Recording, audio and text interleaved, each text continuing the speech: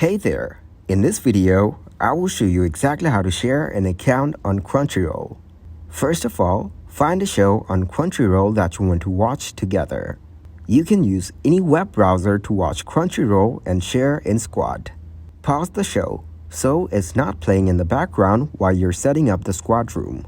After that, go to squadapp.io/watch. Open this in the new tab or window. Your friends don't have to create a Squad account or do anything extra to join you. Now click on Start Room. You will see this in a pink button centered on the left side of the page, or in a menu at the top of the page that runs horizontally across. Then, enter your name and click to join the room. This will be the name that your friends see when they are invited and when you chat. So, put a name that they will recognize. Now, adjust your camera, microphone, and speaker settings. Then click on Done.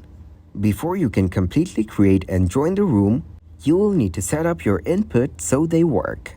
If you need to change these while you're in a room, you can click the gear icon in the top right corner of the screen. Now, click on the half rectangle with curved lines at the bottom.